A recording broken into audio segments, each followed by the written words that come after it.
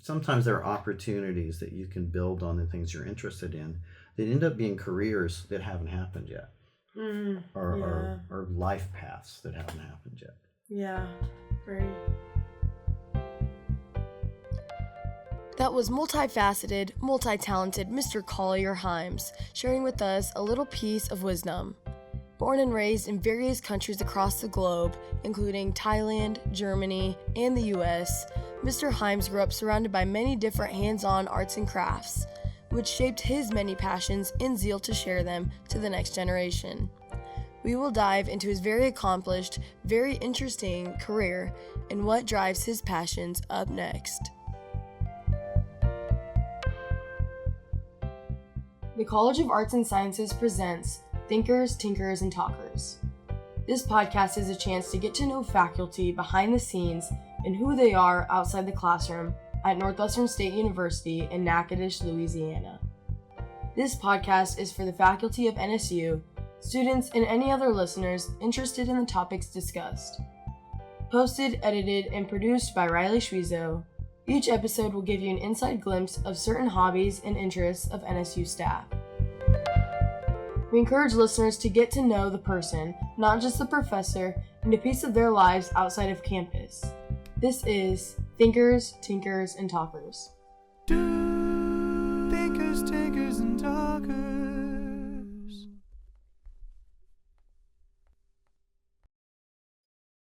Hello, and welcome back to Season 3, Episode 5 of Northwestern State's own Thinkers, Tinkers, and Talkers, the podcast where we get to know NSU professors outside the classroom setting. My name is Riley Schwiezo, and today we are welcoming to the pod a hat trick of a professor, artist, musician, and educator, Mr. Louis Collier Hyams. With a bachelor's degree in photography and journalism, his master's in sculpture, and his master's of fine arts in integrated electronic arts and performance, Mr. Hyams can do it all. He teaches digital art, multimedia, and music, but his talents stretch far beyond. He is also a recording and touring musician, leader of 50-man band, instrument maker, metal and wood sculptor, filmmaker, animator, the list goes on and on. It's safe to say you are all in for one heck of an episode up next. Joining us today is Professor of Art, leader of 50-man machine, and jack of all trades, Mr. Collier Hyams. Preparing for this interview, I have to say, I'm very intrigued and excited to meet with you. Your website, it lists 3 titles: artist, musician, educator. Which of those do you identify with most? That's a good question. I think I always talk in circles. I have to let you know that English isn't really my first language, so I will put words in different orders. And my thinking is non-linear quite often. So artist, musician, educator. That's a funny thing. I think it depends on the time of life. When I was in New York and California before that, it was always artist. But artist and musician have always been one and the same. So they've always gone together. There's differences between, I think, in some ways our school is really focused on, let's say, the music department teaching music education and creating band directors and stuff like that. Whereas other schools might focus more on the creative aspects of making music. So it's like the art form of writing music, composing music, that sort of thing, as a studio art. So artist, musician, they sort of together. Educator is interesting. It's one of those things where as I get older, I feel like I'm less, and also having children. I have a 17-year-old daughter who is going into college soon. Aww. And that's changed my position, right? When you have children, you have responsibilities and stuff like this. Other things take priority. When you're living in New York by yourself and you're having to, pay rent and look for jobs, and you're going from one gig to the next, and it's constant, it's really fast, at that time, artist musician was my whole kind of entity. That's what I was. That's what I did. I did a lot of technical work. But as I've gotten older, educator has become more and gosh, I hate to say more important because it's not really true, but it's become more valuable. Like seeing what I can help people with has become more important. So that's one of those questions that's super difficult to talk about, I think. At my core, I'm still the same creative little 8-year-old. You know, I'm still like playing drums on a guitar with chopsticks and singing made up songs. You know, that's and doing drawings and stuff like that. So at my core, that's what I am. But as I age, I think it's become much more important to help and share and tell really elaborate stories that I don't mean to get into. But it happens anyway. Yeah, hoping for some of those today. So being a father and growing up with a very musical background, you know, a lot of crazy places. I mean, Thailand, Germany, the U.S. I mean, you said it earlier, just, you know, kind of very diverse, very cultural, different places. How are you instilling that kind of in your daughter and, you know? Yeah. So my family was attached to the military. My dad had been a naval pilot. My grandparents were both attached to the military in various ways. My mother was she was an art director for the military. Oh, wow. That's how my parents met. My dad had been a sculptor actually and a jazz musician when he was in school. Then he went to the Navy, became a pilot, lost his hearing, but ended up being attached to the Army as what is now called the Morale Support Fund officer or something like that. But at the time it was the director of special services. So what does that mean? Well, that means under him was all the music that came into the Army bases. You know, Bob Hope or Jane Fonda, or whoever it might have been when we were growing up in Thailand. He would be responsible for these people and these entertainment things for the military. And he was also responsible for the arts and crafts shops. So that would be like, there'd be a building where soldiers would come and do R&R after maybe they're coming off of the battlefield or something. And they'd go in and they'd make pots for 2 weeks and then they'd send them back out in the field, you know, or they'd do paintings for a couple of weeks, or they would play music for a couple of weeks. You know what I mean? So they had these little Quonset huts. And before we went to Thailand, my mother was the director of painting and ceramics for one of those things for the military. So I always kind of grew up in those areas. And even when I was a teenager in Germany, going to high school, there were still these hands-on crafts things, like, you know, music classes. They're not the same. It's a different location for sure, but I think it's not the same. Like, we don't really have shop classes, you know, as a fifth grader. So you're not in fifth grade in Germany. I was learning how to sew leather and make metal boxes and do engraving and all this kinds of stuff, right? And woodwork and all these things. And I think that hands-on sort of approach to learning for me was super important. Maybe that's the unlearned principle. I don't know if that's one of those educational principles there. So that's the kind of thing I do with my children. I also try to do it with my students. Try to get something like exciting happening so they're inspired. That's really where I think that's really where I come from in terms of that, of the children and students. Yeah, definitely. Yeah.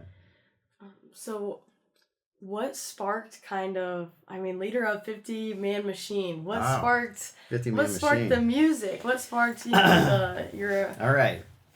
Here's 50 Man Machine. It's funny because we actually I had a performance last night locally with my wife's group, which is the Thistle Scottish Dancers and Oh wow, Pipers. that's awesome. So dancers and pipers in Scottish tradition.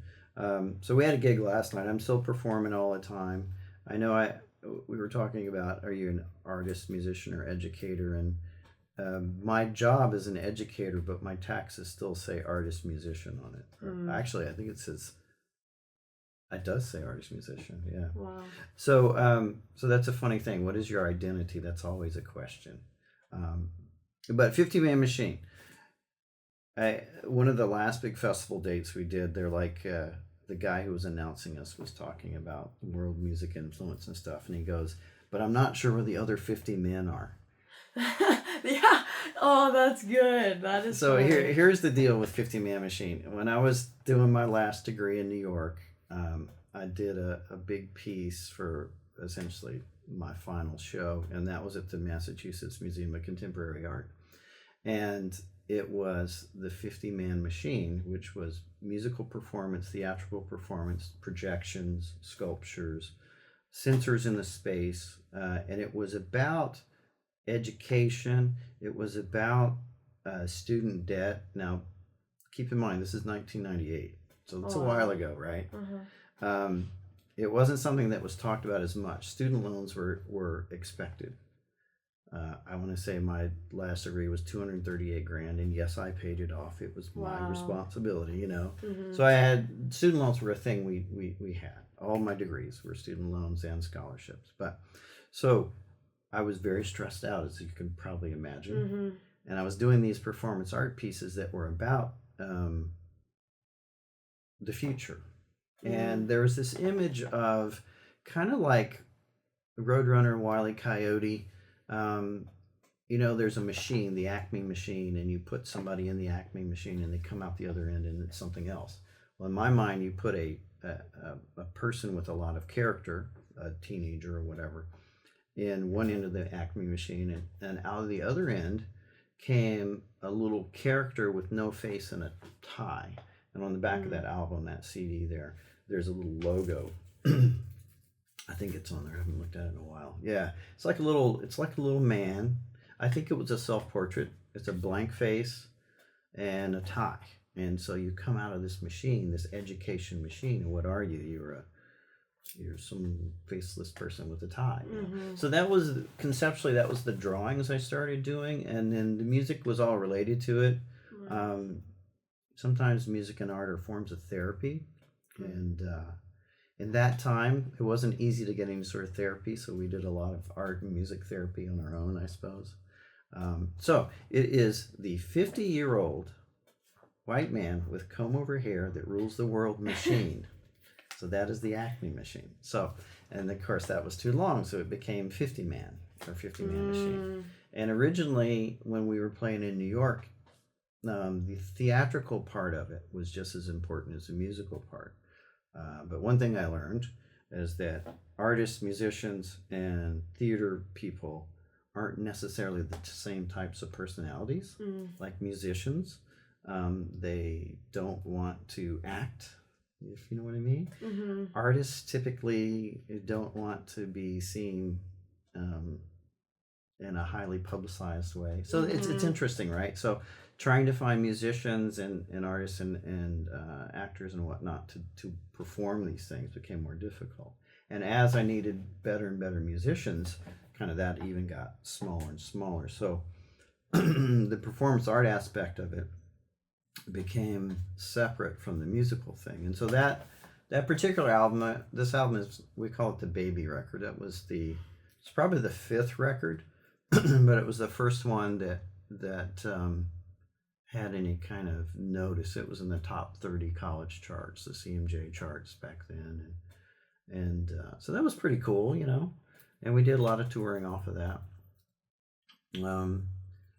So what is 50 Man Machine? Well, 50 Man Machine is a place where I write music and direct performances. For the most part, these days, the musical performances are like, you know, playing a festival stage of original music and that sort of thing, and it's less theatrical. But once upon a time, we had Salvation Army suits. We'd go to Salvation Army and get these business suits, and we'd leave a little tag on there that said, you know, $2, and have some kind of a silk 60s suit on, you know, and we put on those clear plastic masks. And we go perform in downtown New York City, and then the police would chase us, and it was awesome. Oh my goodness. It was a lot of fun, but it was all about the machine. Like, what is the machine? And we had a piece called "Death of the Salesman," and we're kind of marching around with suitcases and doing these very circus-like kind of performances with live music, with acoustic instruments and stuff like that. Wow. So that was a lot of fun, but I was younger. Yeah, that is incredible. I mean, I was lucky enough to come across the race car acoustic under the graffiti bridge. Oh yeah, That That's in music DC, video, yeah. and really, it was. I mean, all I could say is wow. Like the music, it was beautiful, unique. You know, you see those different cultures, and I mean, I was like, there's no words. I was like, it was so awesome. But just that's neat too, and the background story of the title of it. That's incredible. That is awesome. Yeah, musically, I've always been interested. When I was in college, I played in. Well, one of the ways I put myself through undergraduate school was doing sound for all the bands. I went to Tech for undergraduate, and in the late '80s, there were a lot of bands that were coming across I-20, and for whatever reason, Ruston was huge. I mean, I had my own bands. I went to Tech because I got a gig, up there, and of course jazz band and stuff too. But the Elephant Six Collective were high school kids when I was there. I don't know if you know who that is. They're kind of popular. There's films on that. There's Apples in Stereo and Neutral Milk Hotel and all these guys. They were high school kids at Ruston High, and they were starting at Tech. And I was probably a junior by the time that they started rolling. And they were all friends of mine. I worked in the Apple Student Center at the bookstore with one of the guys, Bill Doss, who unfortunately has passed away, and his wife was a photo major with me at Tech. And so it was like a really thriving musical community. And we'd have these people show up that were pretty notable. Even Stevie Ray Vaughan played up there and at the Sundown, and the music was really happening. It was the Feelies and the Coolies and Cowboy Mouth and Dash Rip Rock and the Neptunes and on and on and on. And so what would I do? I would be every week I was doing sound for one of these bands, and making $100 or whatever, and then on the weekends I was doing photography for the frat parties, and making money there. And so that's how I put myself through school. Also yearbook and newspaper kind of photography. That was a lot of my things. But so all those things were really happening at that time. But all my stuff was, I wasn't swamp rock, and I wasn't, it was alternative, certainly. At the time we called it alternative. So what did my music have? Well, we had steel drums. At Grambling, I met a bunch of Caribbean guys. Since I was kind of a weird foreign kid anyway, I really got tight with them. So I'd go play soccer with the African guys and the Caribbean guys, and even the Irish guys and stuff like that. So that was kind of my group. Yeah. And of course at Tech we had all the artsy people, so I was part of that kind of collective. We called ourselves GDIs back then. So that was like fraternity. Fraternity, not fraternity. Oh, that's good. But so everybody had these shirts, and I won't tell you what it stands for, but you can probably figure it out. So reggae bands happened and stuff like that. So I would be like, the only guy looking like myself in a bunch of Caribbean guys. And so we had steel drums go on, and of course guitars, bass, a lot of singing, a lot of percussion. And then I started combining that with the jazz band guys I played with. And a lot of the stuff I was interested in, since I'm Gen X, 76, 78, punk rock happened. Bands like The Clash really embraced the reggae culture. And so that was a build. Even bands like The Police were on popular radio. So they had other music in their music. They had like Middle Eastern flair happening, and this and that and the other. And of course, growing up I lived in West Africa too, but growing up in Thailand as a little kid, and in Germany as a teenager, all those sorts of influences were in the music too. So it was just normal. Mm-hmm. So like my group now, several of Northwestern's faculty are in the group. But so there's violin, and there's saxophone, trumpet, steel pans, of course, bass guitar, and I play bagpipes too. So we have to add the bagpipes, because steel pans aren't complete without bagpipes. That's a joke. They don't. But we do have all those together, and like that album is all mixed up. There's all kinds of stuff on that. Musically, there's all kinds of different textures and things like that. But I think when reviews were done of the record, they called it Americana, which I was thinking, oh, does that mean it's country? I thought, well, that's strange. I didn't think about that. But yeah. That's awesome. I mean, you mentioned bagpipes too. Kind of shifting gears to your sculpting. I read that one of the projects you did, and I quote, "The creation of 25 duplicate idolized 18th century Scottish Highland bagpipes for comparative sonic analysis." I mean, tell me about your sculpting projects and what that all entailed. And you would sculpt with metal and wood, and your art car series with the university. I mean, just incredible so art. We'll go through some of that stuff. So one of the things that culture is super important. Culture is always important. Language is important. To me, music and language and art and culture, they're all together. It's like a meandering river. Mm-hmm. It's funny, I had an African teacher, a percussion teacher, and Yakubati was his name. And one time he was trying to teach us something. And he's like, no, he had big long fingers. No. You have to listen. Music is like a river. You get in the river and you flow, right? And so that was something, I don't know how many years ago. That was 25, 30 years ago. But that's one of those little phrases, things happen in your life. People will say things and they stick to you. So I don't think of these things as separate projects. For instance, the bagpipe thing. About 20 years ago, I started thinking about who made these bagpipes. Like my bagpipes are from the 1870s, the ones that I love and play. And that's pretty old. And they're made from a wood that I didn't recognize. And it turns out they were made from a wood that's extinct that was collected in Jamaica and Cuba. And it was used for dunnage in ships. So if they were shipping sugar cane or something like that, they would put the barrels on stuff that didn't rot. So it turns out that they found these logs, Bria ebonus is the species, and they would put that in the bottom of the ship, and they could raise the barrels of whatever goods they were bringing back, sugar or whatever, and keep them from rotting and stuff like that. And then once they got to Britain, once they got to Leith or Edinburgh, they'd throw that stuff on the dock and they'd sell it or do whatever with it. And then musical instrument makers started using those tropical hardwoods, exotic hardwoods. And that starts way back. I think lignum vitae probably arrived in the UK, sometime in the 1500s. It's been there quite a long time, and that's the tree of life in Central and South America. So it's a beautiful wood. And this other wood, Bria ebonus, beautiful wood. So I started wondering, well, where did this come from?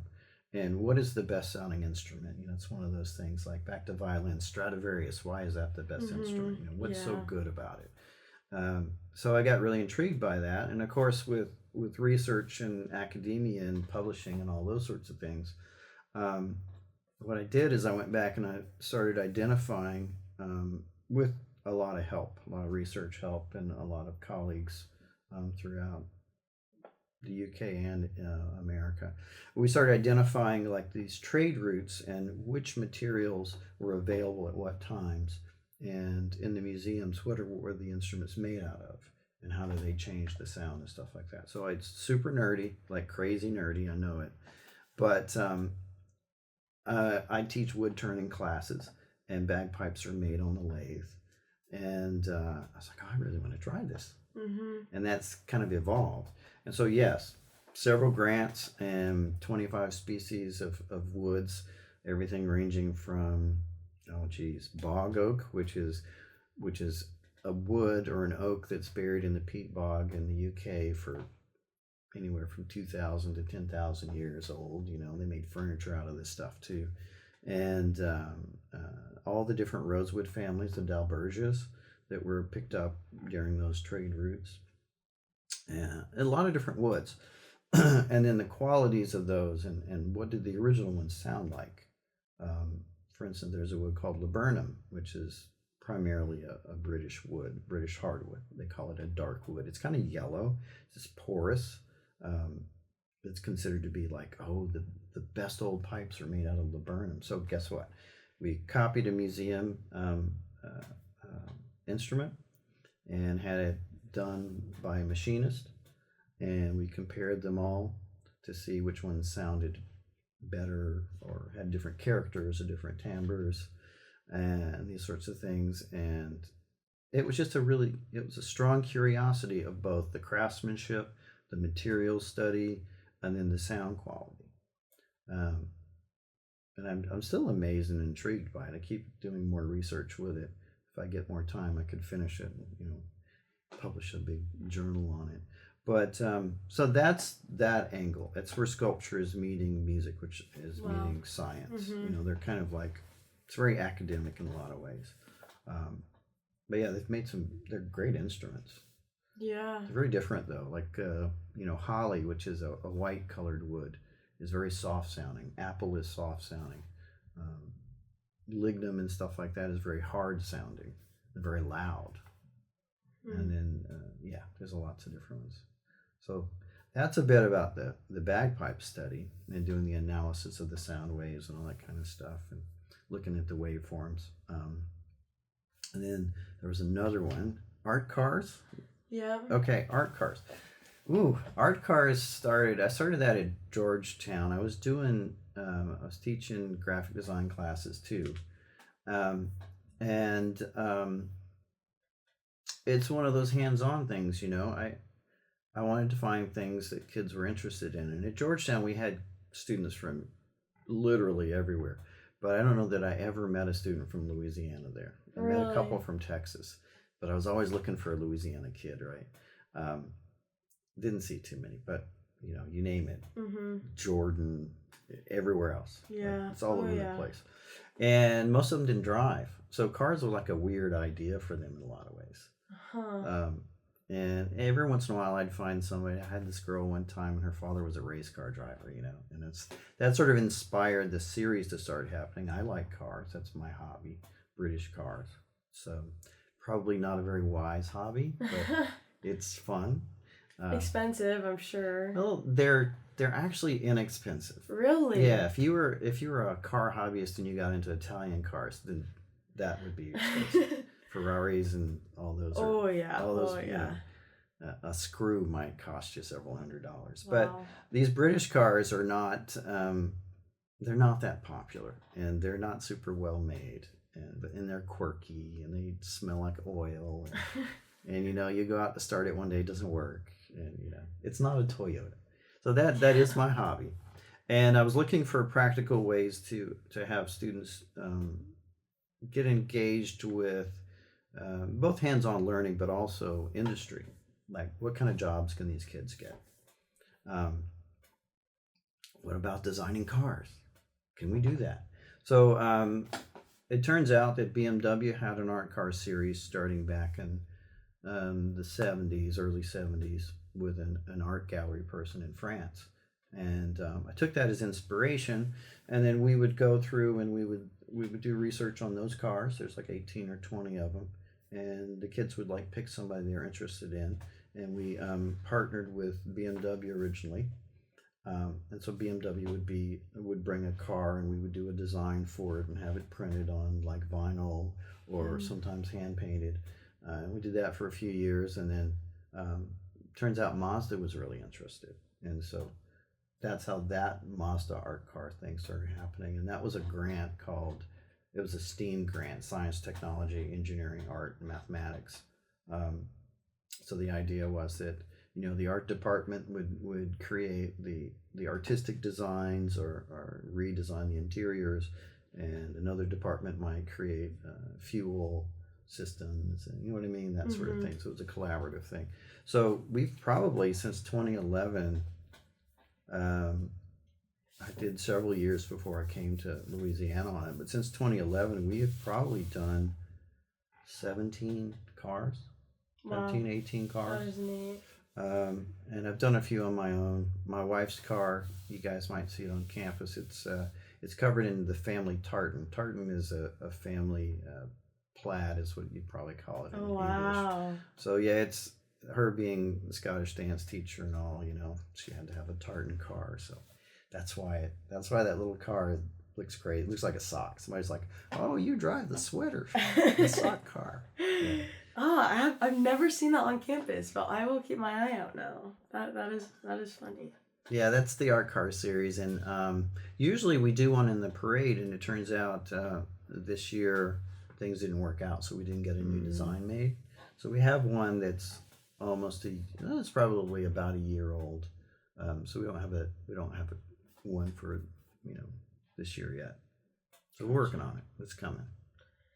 Really quick before we get into our rapid fire questions, film. That's on your tool bag. What about film? Or? Film. I love. So, in my dream art, it's completely immersive. So the thing I did at Mass MoCA, I called it a performance installation environment. I had to come up with a name for the dissertation. I had to write something, and I had to answer questions. And how do you describe this thing? How do you describe being completely immersed and removed from like reality, suspension of disbelief? You know what I mean? How are you just like removed from all the troubles and just kind of absorbed into this place, whatever this place is? Could be a virtual place or something like that. So that's as a teenager in Germany, I would go and watch movies and with all the GIs. So it'd be like a 12-year-old or an 11-year-old or a 13-year-old with a bunch of soldiers in an aircraft hangar with helicopters sitting around and a film projector and essentially it looked like a giant sheet. I'm sure it was a proper screen, but they're showing these films, and Ralph Bakshi was one of the animators that was popular at the time, and so there were these films like Wizards and Lord of the Rings back in the late 70s, and lots of really engaging kind of experiences. And around the time, my dad had a little Super 8 movie maker, and so I would. Germany is beautiful. There's moss and streams and newts that are orange, which we don't have these here. There are lots of weird creatures, very kind of surreal, fantasy-looking creatures, and so I would make these little films, these little movies, as an early teen, to kind of create these dreamlike worlds. It's another thing growing up the way I did. So we didn't have television. And if you did have an American television in Germany, it wouldn't work because it was a different system. It was like NTSC versus PAL, So there was no way for me to see television. I lived on the economy. I went to German American schools and stuff like that. So it was all about entertaining yourself. So you either played Legos, right? Or you went and did other things, drew or made music or whatever. So I would make these little movies, and then I'd make soundtracks to them. And that's where playing guitar with chopsticks and singing weird songs and stuff like that started coming in. So that was pretty early. And then in undergraduate school, I was in photography, but I was always wanting to do motion pictures and getting into this idea of like you walk into a space and you've entered a different world. And that always was either live performance or we would videotape live performances and use that, project that on the walls as part of that space, So that's been my approach to film. So I had a really strong background in the technical needs of cameras and audio and stuff like that, right? So the requirements on how do you make a good image and how do you make a beautiful image. And that's a very cinematic and photographic approach. which would be different than journalism. You know, I did student work as the photo editor of the yearbook and the Tech Talk. And that was a different type of thing, right? That was going to capture things. That wasn't creating these worlds. So they're different, sort of different brains, different genres. And in continuing with trying to be immersive, and I'll use the phrase express yourself or share your ideas in a way that people can really immerse themselves in. So that's what I've always been trying to do. If you could do a film where you walk in and you could smell it, you know what I mean? Yeah. Like you smell the place you're supposed to be. Like if you're next to a volcano, what does it smell like? I know what it looks like. I know what it sounds like. We see that on television or even on YouTube. But what does it feel like? Is it hot? You know, those kinds of things. Yeah. So I was really trying to create these spaces that do that, and film is part of that. And moving imagery is part of that. And I got into animation really early on too, like little flip book animations, very crude stuff. I was always chasing technology that was too expensive for what I could do. And I mean, I guess that's where all the two of my degrees were from engineering schools, because they had the technology, you know. Yeah, oh yeah. So you could get things, you get access to things that you wouldn't normally be able to get. So yeah, I think the film thing, my actual film work is really ethnomusicology work. So I did some in West Africa. I was studying the Ghanaian social rhythms, and it was a Rockefeller grant. So that was one. I've done in the Highlands and Islands of Scotland. I've done research trips on making films for pibroch, which is an early type of music. So most of the films I've made are kind of ethnomusicology. The fun ones are animation. I love doing kind of animated films. But that's for myself. But the work I've done is primarily kind of documentary type pieces, which is different than being completely immersed and removed from your daily troubles, you know. And I think that's where cinema is really special. So that's the cinema side. It's the photography degree that is moving. There you go. Sometimes when you go to school, you realize that, oh, I want to do this thing, but it doesn't exist at the school. Or maybe it doesn't exist anywhere you can get to it. Maybe it's not a new thing. Like my last degree in electronic arts, that's the first degree in the U.S. as far as I know that had that. And I'd gone to Cal Arts to do experimental motion graphics because my idea was I wanted to have the music and I wanted to have dance, and you know, I married a dancer. I've dated lots of dancers. Don't know what the deal is, but you know, there's something going on there. But I wanted to have all these elements together. And it's really hard because you usually go to a place and they're like, okay, you're going to be a graphic designer. That's what you're going to do. Music? No, that doesn't exist. That doesn't go. That's not with your path. You can't do that. Or, you know, I remember one time I had an art teacher who was a hippie. And I always thought, oh, hippies, the world's their oyster, free, can do everything, right? No, this teacher was like, well, you need to focus. I am focused. I'm making these works and they're all about this. Yeah. No, you need to either be a painter. He was a watercolorist. You should be a painter. Well, I'm terrible. I'm not going to be a painter, you know? Yeah. Well, you should be a photographer. Well, yeah, that's good, but that's not everything. You know what I mean? So sometimes you have to, sometimes there are opportunities that you can build on the things you're interested in that end up being careers that haven't happened yet. Or life paths that haven't happened yet. Yeah. Very.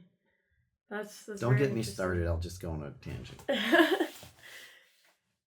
Okay, now we have 1 minute to answer these rapid fire questions. You are able to pass a question if you would like.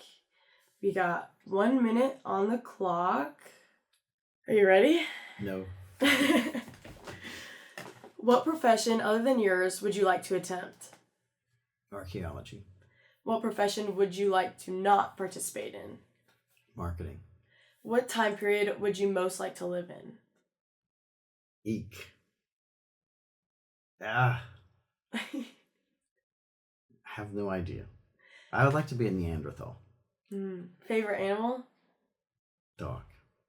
Who is someone you admire the most? Bruce Lee. Apple or Android? Whichever tool works. What's the most spontaneous thing you've ever done? That's not fair. I try to do everything spontaneously. If you could have any superpower, which would you choose? Immediate transportation to any space. Biggest fear? I've had a lot of loss. Biggest fear. My children. Their future. Aw, yeah. Well, with the musical background you grew up with, and I mean, all that you've accomplished, and I'm sure your children are going to do, follow in your footsteps and do incredible things too. But that's our time. Thank you so much, Professor Collier Hyams, for taking the time to share your insights and your knowledge, your passions with the community of NSU and all of our listeners. Really cool diving into, the arts, music, and a little bit of cinema. Thank you. Thank you. Thank you for tuning in. This episode is a production of the CREATE program at Northwestern State. Until next time, thinkers, tinkers, and talkers. Thinkers, tinkers, and talkers.